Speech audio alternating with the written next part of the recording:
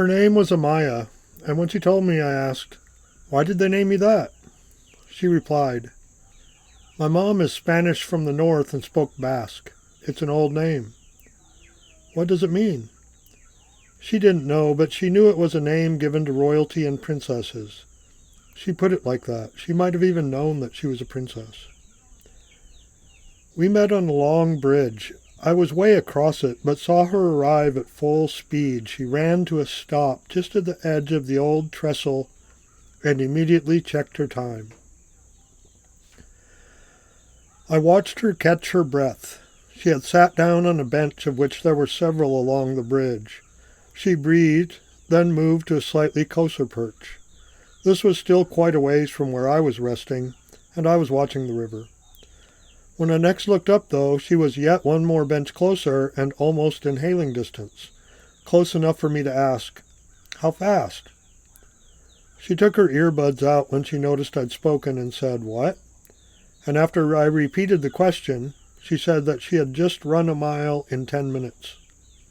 I asked, "What's your best time?"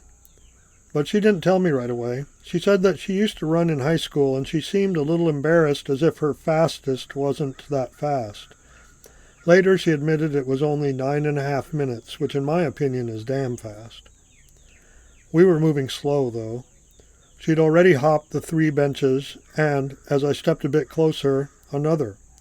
We were drawn together, but in these small steps. She was a young woman, 21 or 22. She was about to graduate from SUNY with a degree in speech pathology. We talked about this, but our conversation was as fluid as our movement, and soon we were exploring balance. This topic approached quite demonstrably as I zigged and zagged closer to her on the bridge, an equal distance as she'd come towards me. By then it was clear that this was a dance.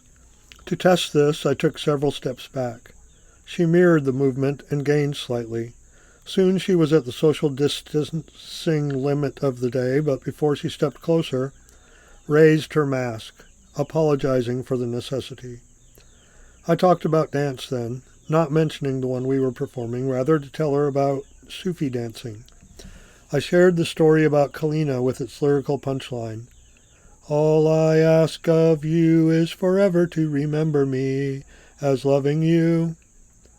She glowed with great joy at this, and I told her how to find a local group.